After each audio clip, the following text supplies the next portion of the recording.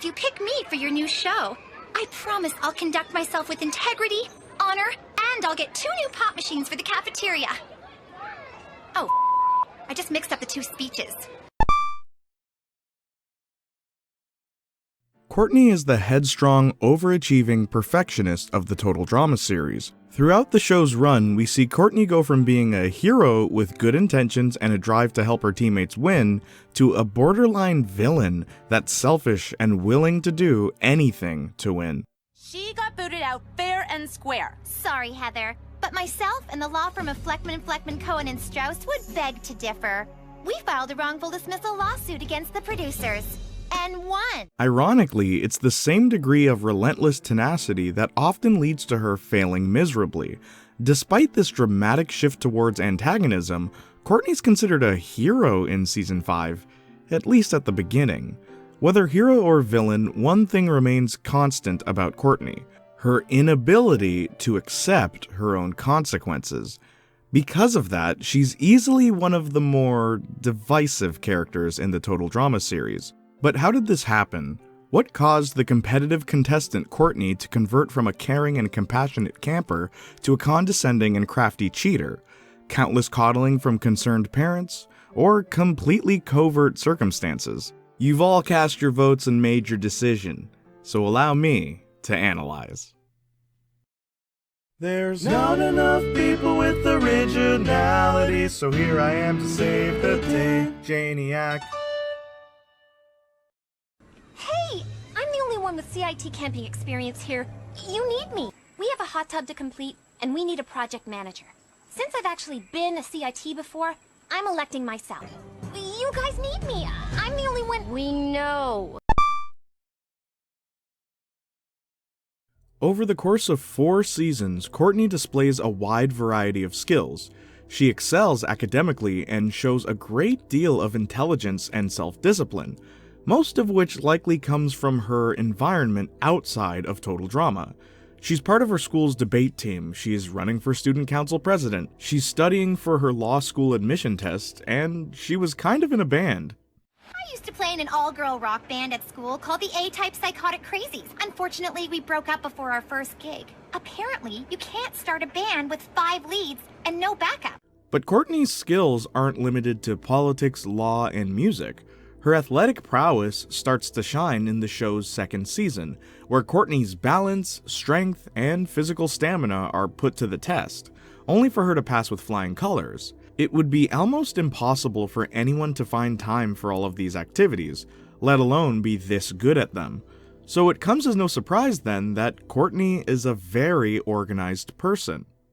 The key to being a leader is making decisions. I've made all of my decisions for the next 4 years. Want to know what I'm having for breakfast next April 22nd? But it's in this behavior that we find one of Courtney's major flaws: her obsession with things going exactly the way she wants them to. Courtney is an absolute perfectionist, and when things don't go her way, she's prone to throwing temper tantrums on the same level a 5-year-old would. It's this overindulgent need for things to be perfect that causes a bit of a rift between Courtney and her teammates initially, often preventing her from taking the leadership role she strongly believes she deserves. To make matters worse, despite being one of the most educated and versatile contestants on Total Drama, Courtney has very little social skills. This is put on full display in Season 1's episode Phobia Factor, where all of the contestants are forced to face their biggest fears. When Courtney's teammates crack under pressure, instead of being a good leader by encouraging them and talking them through their fears, she just yells at them for not overcoming their fears. Made all the more ironic when Courtney is unable to face her own fears. It seems like Courtney doesn't even live up to her own expectations. A lot of Courtney's aggression is usually geared towards competition. Simply put, when she's losing, she gets angry. It's possible that Courtney has never really lost anything in her life before, hence why she's so unaccepting of failure. When you pair this with her competitiveness and her perfectionism, you get a deadly combination, but not for anyone's benefit. No. Courtney's biggest enemy in the Total Drama series has always been herself. Whenever she's approached about her negative behavior, she usually makes an excuse for it, or just brushes it off. In fact, Courtney seems completely oblivious to why people may not like her. You just would have been kicked off in another episode. No one liked you that much. That is so not true! Everyone likes me! I used to be a CIT! Which is probably because, in her eyes, Courtney's never done anything wrong. In the first season, that is. Despite being extremely competitive and obsessive, Courtney always followed the competition rules until Season 1's episode, Basic Training. After bad boy Duncan convinces Courtney to break the rules for once, we get this exchange. So the princess has a dark side. Okay, that was so gross. But it was like, once I did something bad, it was so much fun, I just wanted more! Soon after, we see Courtney unable to turn off her newfound lust for rebellion. Ultimately, she's voted off, but it's this moment that we begin to see a shift in Courtney's personality. Every appearance after this one, Courtney seems to be a lot more comfortable with betraying her teammates and cheating in competitions, coming into full effect when, with the help of her lawyers, she successfully sues her way back onto the show in its second season. Though, that isn't to say that signs of Courtney having villainous tendencies weren't already there in Season 1. I can't say anything bad about her. And I excel at saying bad things about people. If getting back on the show wasn't enough, her lawyers grant her access to things the rest of the contestants aren't allowed to have in the game, demanding special treatment. Thanks to Courtney's lawsuit, she'll be playing by a different set of rules. The contestants hereafter referred to as Courtney may retain a personal digital assistant, aka her PDA. Things only get worse in Season 3. After starting the season pretty amicably, Courtney loses all sense of self-control when she discovers that her boyfriend Duncan had cheated on her with Gwen, who at the moment was the closest thing Courtney had to a real friend. Courtney's anger leads her to becoming so vengeful that she forgets about the competition. All of her focus that was previously geared towards winning has now been shifted to getting back at Duncan and Gwen. Duncan will lose it! It's basic breakup math. The more mad Duncan gets, the more jealous he looks. The cruddier Gwen feels, the more vindicated I am. It's perfect! It's not long after that Courtney begins to lose games on purpose just to get Gwen voted off her team. Courtney even makes a deal with the series villain Heather to try and make it happen, which almost gets Courtney voted off. Courtney starts the series as an ambitious yet controlling individual with a lack of social skills, but a good heart. But by the end of Season 5, Courtney is a ruthless and condescending competitor who will do anything it takes to win. She stops caring about the friends she's made, she stops caring about helping her teammates to victory. The only thing Courtney cares about by the end of the series is herself. And maybe her family? I'm going last, so I can watch the others try the challenge and fail. That way, I can learn from their mistakes. Mama didn't raise no sucker.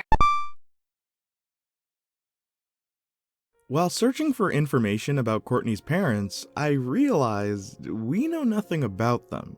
In fact, Courtney's lawyers are mentioned far more frequently, so perhaps Courtney comes from a household heavily involved with the law.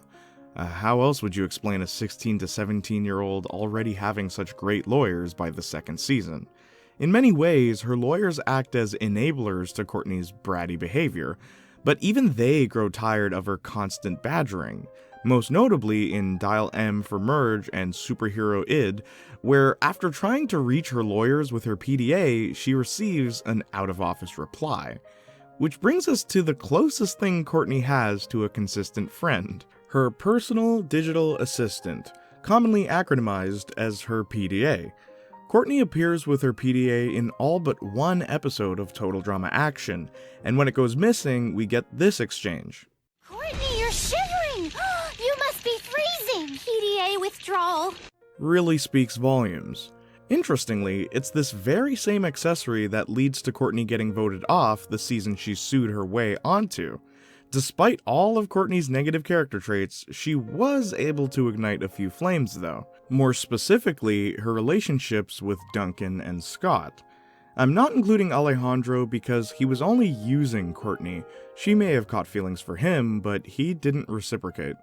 Duncan is probably the first person to convince Courtney that being bad can be fun. Because he's always challenging her perfect way of life, Courtney was likely drawn to this. Remember that Courtney loves a challenge. She practically lives for them. So once the two actually start dating, Courtney takes on a new challenge: how to change Duncan.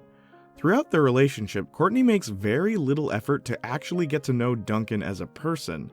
She only sees him for his flaws, and instead of trying to compromise, or at the very least be understanding towards Duncan's troubled past, she just makes a list of things to change about him. Courtney wrote me a 32-page letter outlining all my faults and how to correct them if we're ever going to have a serious relationship. All of which she expects me to memorize. So it comes as no surprise then that the relationship doesn't end very well, which is a shame because it's obvious that Courtney's feelings for Duncan are real. It's just that she doesn't know how to approach a relationship. Maybe Duncan was her first. And then there's Scott. As you may recall in my Total Drama Heather analysis, links down below, I mentioned how I felt about Total Drama's 5th season. To quote myself, Season 5 sucks! And Scott and Courtney's relationship is a good example of why. Just this once, I'm gonna ignore the bad writing and assume that Courtney's attraction to Scott also comes from her desire to want to challenge herself. She was unsuccessful at changing the juvenile Duncan, so maybe she felt she could change the scheming farm boy Scott. And if you really think about nah, it's just bad writing. Courtney didn't really have an ending, so it'd be nice to see her learn a little bit of humility in the new seasons, if she shows up in them at all. I kinda like the idea of Courtney and Gwen being friends. Let's see if they fix that. You know, maybe Total Drama Reunion would have fixed something? Or maybe you're someone who believes that Courtney doesn't deserve any sort of redemption. Let me know in the comments below. Be sure to follow me on Spotify, Instagram, and Twitter, I guess. Be sure to follow the Junior and Marcus Talk podcast, available anywhere you get your podcast. If you're already subscribed to this channel, please subscribe to my backup channel, Jaynalysis Jr., in case anything bad happens to this one. And finally, please take a look at the merchandise. The links to everything that I just listed are in the description box down below. I never really thought much of Courtney until making this video, and honestly, after looking back, she is a very interesting character, isn't she? So, which Total Drama character should I talk about next? Let me know in the comments down below. Until then, I'll leave you with this. Knock knock. Come in.